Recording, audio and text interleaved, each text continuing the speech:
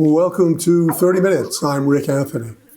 My late father loved comic books. I don't know why, but he really enjoyed the escapades of Dick Tracy, Superman, the Green Hornet, and the mythical villains portrayed in comic books. There were no anti-heroes back then, just predictable good over evil.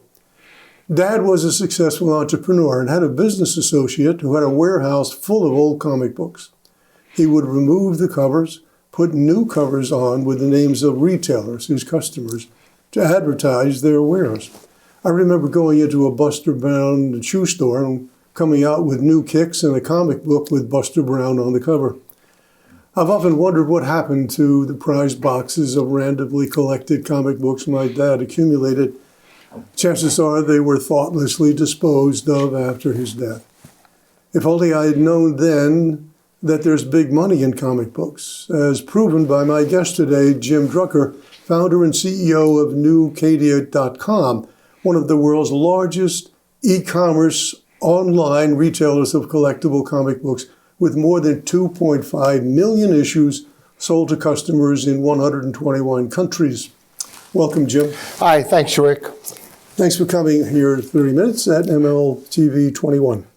I was really eager to meet you because of my father's, he just loved comic books. Well, you know, there's something special about a comic book.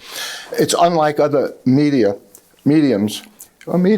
because the reader is an active participant in creating the story.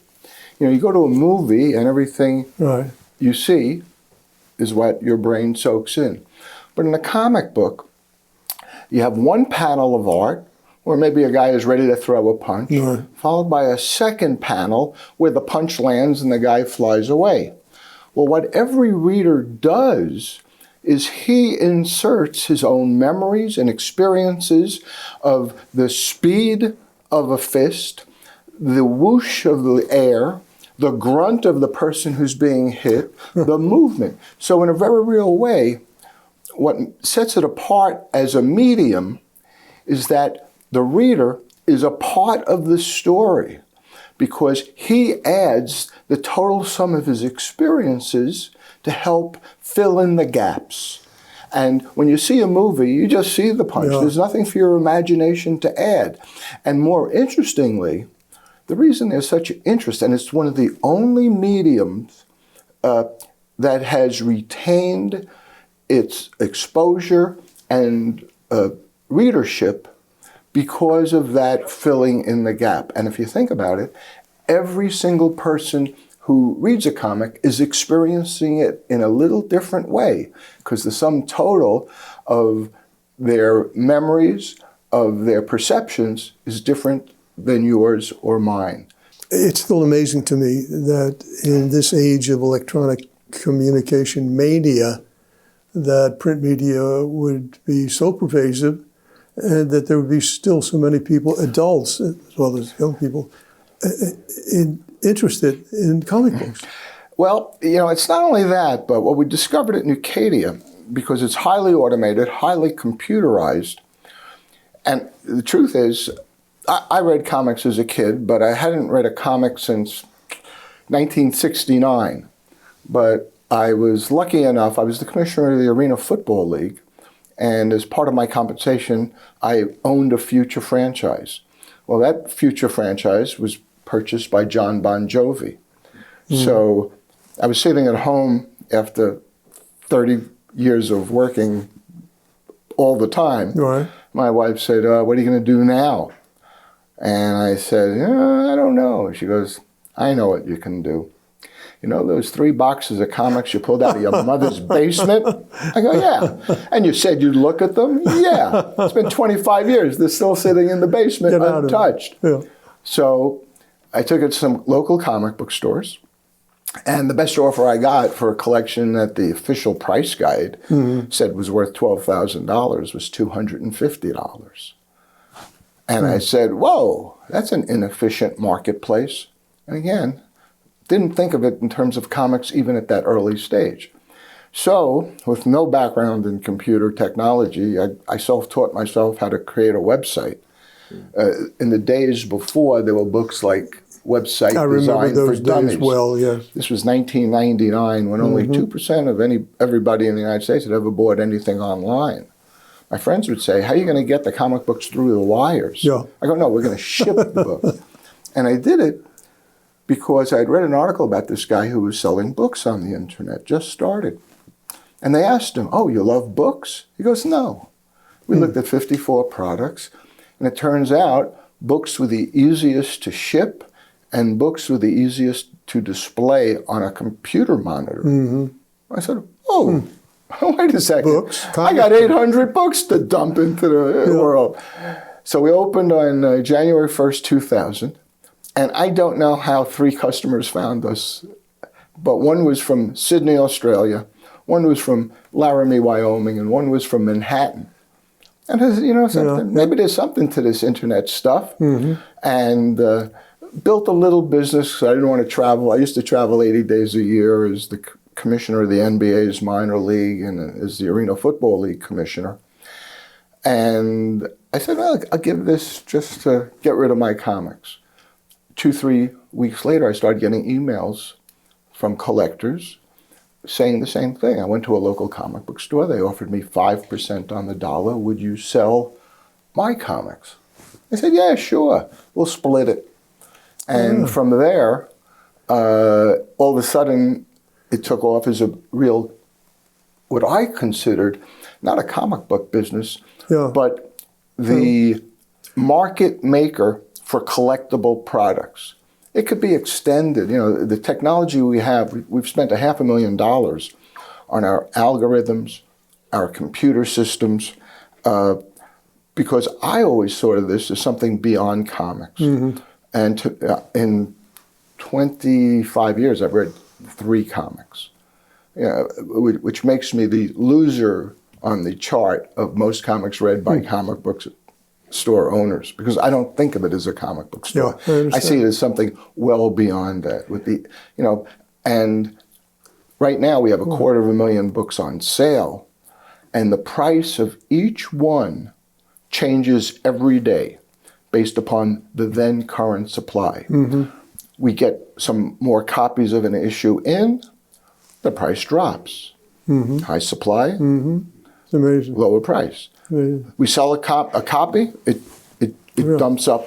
I want to go back a little bit, though. Sure. This business perspective on this business opportunity came as a result of your prior life, and you mentioned a little bit about it as commissioner of various league sports in the sports world. Tell me about that in a little bit more detail and how it happened. Because it happened by chance, as I understand. My dad was 1974. I was I got a law degree at Duke University Law School, and then a master's of law from Temple, making me the most overly educated non-lawyer who has a law degree in America. Did you like law? Oh, it's fascinating. To me, I took it as a process to learn how the business world works. So I was sitting, my dad was an NBA referee, and he had a game at the Philadelphia Spectrum. But he got the assignment, he was one of the top referees, and he got the assignment late in the afternoon because the NBA referees had just settled a strike that kept them out of the playoffs for the first 2 rounds. So the Sixers with Dr. J was playing Houston in the Eastern Conference Championships, back when Houston was in the Eastern Conference. But he got the assignment at 4 p.m., late because they settled the strike at about 2 p.m. He came in from New York. He called me before he left. I got 2 tickets, which were the freebies that refs got back then. Go find a friend. I called around like at 4 o'clock, too late. So I wound up in my standard suit and shirt and tie, as what I always had to wear because my dad worked for the league. It was 1977, with an empty seat because I didn't find anybody that used the second seat. There was another guy in a suit sitting next to that, and didn't think anything of it, but halftime comes, and we turned, and I said, Hey, a pretty good game, huh? Yeah, that Dr. J is great. And we started talking, and he was talking about the business of basketball, and I was able to interact with him on that basis, not really as a fan. Mm-hmm. And he asked me what my name was. He goes, Jim Drucker. He goes, oh, wait a second. Are you related to the ref, Norm Drucker? And I said, yeah. And if you boo him, I want to thank you because if you paid for the seat, you helped pay for my college tuition. He said, no, I didn't pay for my seat. I work for the NBA. I'm one of their lawyers. It was David Stern, who later became the commissioner of the league. He recommends me to the Eastern League, which had offices in Philadelphia. A real, for many years, a top minor league, but had suffered with the ABA. ABA stole all their players. So the league was in horrible shape. He said, why don't you go speak to those guys? They need help. Well, a year later, I was the commissioner of the league and was with them for 12 years. You believe in Providence? It's life is chance. If my father hadn't been an NBA referee, right. If the strike hadn't been settled, if he hadn't called me, hey, I got 2 tickets. If I couldn't have found a friend to go, if David Stern, the lawyer, hadn't come to the game, right. 2, if we didn't hit a conversation at halftime, right. Any of those 7 things don't happen. I'm teaching law school in Syracuse, New York. Was that the plan? It was a master's not to practice. Degree in law to teach. And I taught for 2 years as a graduate student at Temple, where for my night class, I was the youngest person in the class. Because they were all professionals. Yes. And back in those days, you could hand them a index card, and they'd fill out their name, their phone number, and their date of birth, which you can't do anymore. Right. And I looked at it when I got home. I go, oh, I'm the youngest person in the class. Yeah, but then you went to, that was your first gig, second gig. Okay. After being still not practicing law. No. Well, I was practicing for the league. Okay. So we sued the NBA a few years later, about a year later, because they were taking our players without compensation. And I had written the first player contract that the league ever had. So David said to me, because he was the lawyer back then, he wasn't the commissioner yet. He said, wait a second, let me get this straight. We've paid your father to be a referee for 25 years and supervisor of officials. And he used some of that money to help pay your tuition. And now you're suing us. So essentially, we're paying to be the defendant in the lawsuit. We settled the case, and instead of getting $3,000 a year as charity, 5 years later we'll be getting $750,000 for them to train referees and also train players. And by the time I left as commissioner in '86, we didn't have 1 or 2 players in the NBA. We had 54, including several players who made the NBA All-Star game. So they figured out there's a real value. Yeah. And today, the CBA has morphed into the NBA's G League. So that was... That's quite a legacy. It was, but you went from there to... Well, I went from there to starting a TV production company, which is why I went to law school in the first place. I had worked as a gopher for ABC Sports from the time I was 10 to 20. Because of your dad? Yeah, well, because I was at the games. I would go down to the TV table. I'd go, mister, you need any help? First game, when I was 10, he said, here, didn't know who I was. He goes, if you take this $1 bill, get 2 Cokes for the announcers, Chris Schenkel and Jack Twyman, and bring them back. When I brought them back and gave him the 50 cents change from the $1, he said, oh, who the hell are you? I go, it's my dad. He goes, oh, okay. So that's how I started as a gopher for ABC. It was Doug Wilson, he was a director, later directed the coverage of the Olympics for ABC, the opening, closing ceremonies, and several sports in between. He's mentioned in the movie about the Munich Olympics from ABC Sports, the name of which escapes me right now. But he said, Jim, everybody who's moving up at ABC Sports has a law degree. to sign the contracts because that was the infancy of sports. Yes. NBA games back in 1964, you could watch on national television 1 game a week for 14 weeks, Sunday afternoons at 2. So I got the itch of sports and did a lot of gophering, meaning all the crappy work that they didn't want to pay for. They paid $15 a day on the U.S. Open, the Women's Open, college football, and tremendous excitement being in the middle of a live telecast. And you mentioned a franchise.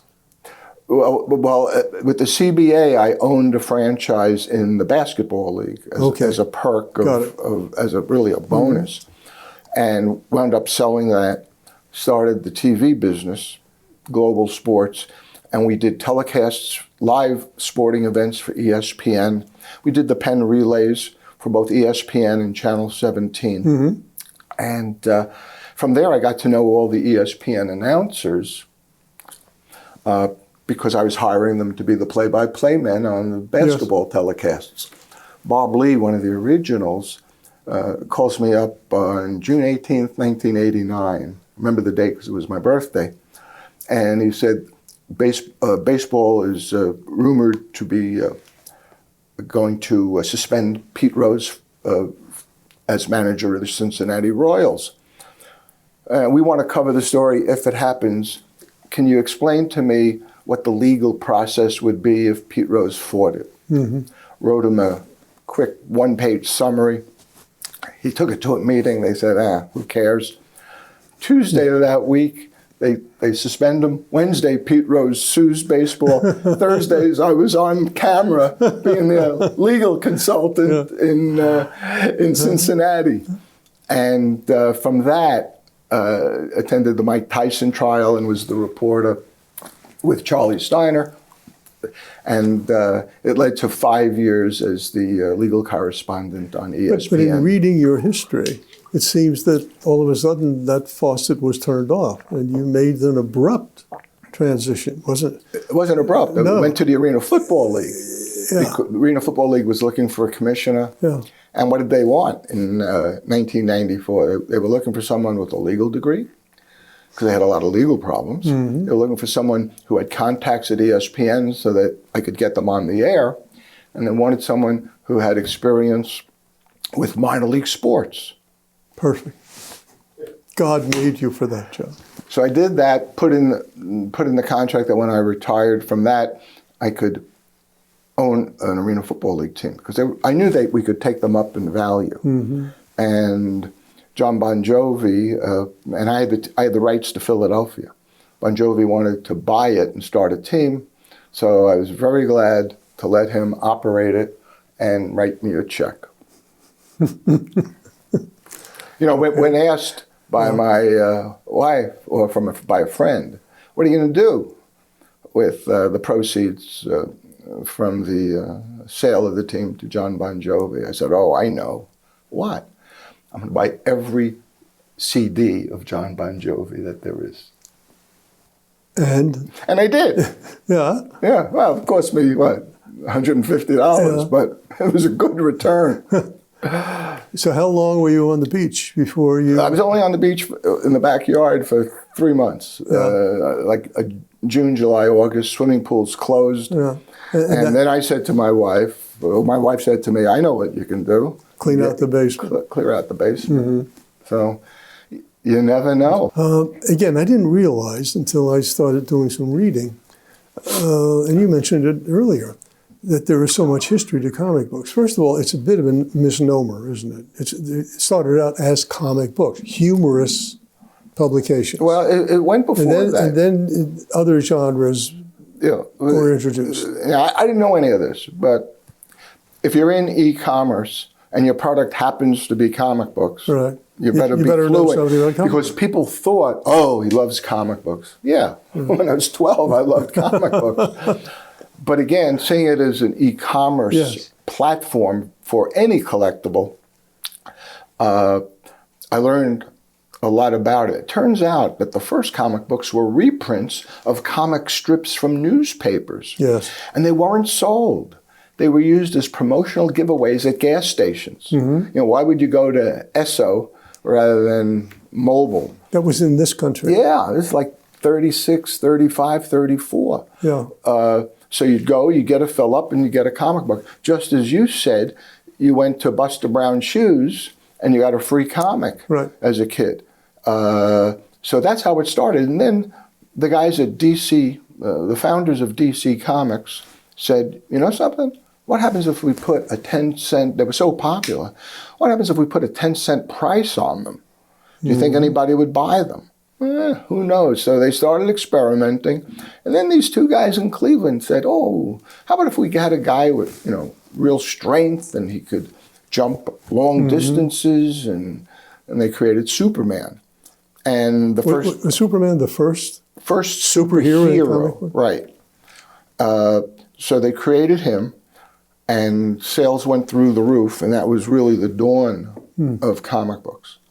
So, and I've also learned that again, I tend to think of comic books as a U.S. phenomenon, but that there are major markets in 31 countries. Japan is the largest market for comic books. France is the second, and the U.S. is third by a distance. By a mile. We have only about 10% of the market, and they have the rest of it. Well, but e-commerce is bringing it back. Sales were up of new comics 12% last year. And for collectible comics, they continue to be strong because a comic is now two things. It's reading material for entertainment, but it's also a financial model for people to speculate. Now, it's not a great speculation tool. If in 1990 you had bought for $2 an issue of X-Men #1, which was the second series, that book would be worth $8 today. If you took those $2 and instead bought one share of stock of Amazon, you'd be retired. You wouldn't. Well, if you bought 1,000 shares, you'd be retired, because Amazon today is a stock split adjusted $200. So if you bought $1,000 worth of Amazon in 1998, you'd have $100,000. Yeah. Are you the Amazon in your industry? Thank you. Yes. Yeah. Because the real treasure of NewKadia is its operational engine. The way we have computer-assisted evaluation of the condition of the books. We have algorithms that, as I said earlier, change the price of every book each day. We have algorithms that if you've bought Superman comics, we can measure who else has bought that comic, and as a result, recommend other things to you. So I've always seen it as not just a comic book store, as I mentioned, but as a platform that could handle any sort of used product. So you're using AI? Yes. You must have been one of the earlier adopters. We were using AI before the word AI existed. So when a comic book comes in, are there sensors? Well, we're not there yet, but we're working now with it. When a book comes in, right now a person is typing the first letters of its name, and then the field fills in automatically. Right. So you type SUPE, and boom, Superman will pop up. Also, if it's issue number 23, and you type in 23, the picture of it comes up so you can compare to make sure you have the right issue. Now, the new iteration of it is that we put it down under a camera, and the camera, through visual recognition, will pop up the name and put it in all the fields. But that's still about 6 months away. But we could then handle any type of product, whether it's coins, currency, or any other collectible, baseball cards. So how much of your business, you're an intermediary from a number of people who have books, want a better price. Right. What, if you can tell me, what percentage of your business is that? 60%. Being an agent for others. It's a consignment program, as you said, an Yeah. agent. 60% of our inventory is owned by other people, and we sell it for them. So you don't have to warehouse that. We do, because we need the quality control of having the books there and being accurately identified and graded. Who sets the market? The customer. Every book on our platform, whether it's comic books or any future collectible, is based upon what a person is willing to sell. Example, the first issue of, well, it doesn't make a difference what issue. Comic comes in, it's worth $40 in the price guide, which is a guess, because the guy who publishes it is taking anecdotal evidence from other sellers. Oh yeah, that book is selling for $40, but he doesn't know. So it starts at $40, and every day it remains unsold. It ticks down. Oh, no one's buying it for $39.50? Right. Next day it's $39.48. It really is consignment. And eventually it will get to a price where a willing buyer is willing to buy it. So the value of our system is every comic is priced based upon what a real customer will purchase, not what some guy in a back room thinks they should sell it for. What makes a book collectible? You mentioned something before, but what really makes a comic collect? There's so many of them out there, millions, I guess. Yeah, only about 1.1 million comics have ever been sold. So it's easy. Wait, what did you just say? 1.1 million comics have different issues have been published. Okay? Yeah. Now, we've sold 2.5 million, but a lot of the same ones. But of the 1.1 million issues, the items that are the most valuable are typically the first appearance of a character. Why? Because it's, quote, the original. So the first issue where Superman appeared, which was named Action Comics #1, recently sold, are you sitting down? Oh, yes, you are. $6.4 million. Oh, my God. We had an issue. In pristine condition. In perfect condition. Yeah. And that's the second element. The first is what the content of the book is, who actually drew and wrote the book, and the condition. Is a book published in Argentina have greater value here than in Argentina? No, because the demand is lower. You know, I tell friends who ask, how do you know anything about business? And the truth is, coming into this, I knew nothing about retailing, which held us back, and which holds us back today, because right now we're looking for the next generation to take over. Because as you can tell by the lack of hair on my head, I'm getting older. Old pictures of me are treasured, but I don't know who that person is. Those are collectible. Yeah, I don't. So you're looking to sell the business. Exactly. Transition the business. Transition. Because I've taken it as far as I can go. 25 years. A friend of mine who worked for Amazon for 20 years said, Jim, you did the heavy lifting, starting from nothing and going to one. He says, you should find the person with the experience and the know-how to get it from 1 to 100. Wait, the experience not in the comic business, but this has nothing to do with e-commerce business. With the retail sale of used merchandise and collectibles. Now, the most valuable and the biggest subsection of used merchandise are collectibles.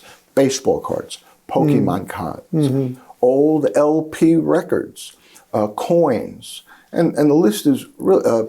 LP records? Yes. They used to stack in antique shops. Right. If you want to sell them now, you can get 25 cents for them, but they're selling them online for hundreds of dollars. Same thing. Is it a first pressing of a Beatles song? Yeah. Way up there. Is it a guy you've never heard of? Yeah, it sell for 25 cents, if that. So you can't imagine what the collectible world... There are websites now that do live auctions of collectible items. eBay is now experimenting with that. So collectibles are gigantic. Now, you don't need a big audience. Do you like where your business is going? Yes, because we we've spent $500,000 on the technology, the algorithms, the programs. We could take that and tomorrow copy the programs and the algorithms and convert it into baseball cards. Because right now we split the comics by publisher: DC, Marvel, Disney, and the lesser known independents. We could just as easily do that for baseball cards, Topps, Fleer, Upper Deck. We now then split it into categories such as Superman, Batman, Spider-Man, Fantastic Four. You could just as easily split the categories into Philadelphia Phillies, New York Yankees, etc. So it's easily adaptable. So your technology that you spent $500,000 on is proprietary. Yes. You own it. Yes. Okay. I got a bazillion more questions, but we're running out of time. I have one last question, though. As a father, grandfather, and now great-grandfather, is the industry regulated in any way? Is there a decency standard for comic books? I read in my review, there was one back in the 50s as a result of a book that was written by a psychiatrist about the effects of comic books on children. And that the industry then established a code that was then abandoned a few years later. Apparently there is no regulatory agency or standard? No. There's a thing called the First Amendment in the United States that you're free to speak. The code you discussed went from 1959 to about 1972, when Spider-Man did a series of a friend who was on drugs, and you weren't allowed to mention drugs. So it's all over the gamut. The control are the publishers who say, what can we sell to a broad audience? And so you have the mainline people, DC and Marvel, rated pretty much G. Now they've self-censored because now they rate comics general, T+ for teens and older, M for mature, almost like the movies. Yes. But it's all self-regulated. The result being, if you're a parent, you can monitor what the children are buying. So that's the state of affairs there. But the business is robust. My technology, the proof of the pudding is that if you can last 25 years in e-commerce, that is the ultimate proof that our system works. Because Shopify didn't start until after us. Google started in 1998. So for us to have started in 2000. Yeah. One other last quick question. What's next? You're not going to retire. I'm not going to retire. I'm going to sleep for 3 days. Then what? I'll wait for my wife to tell me to do something else. Tell you what else to do. Jim, it's been a pleasure. Thanks, Rick. Thank you very much. My guest today has been Jim Drucker, the founder of NewKadia.com. Until next time, I'm Rick Anthony. This is 30 Minutes. Take very good care of yourselves.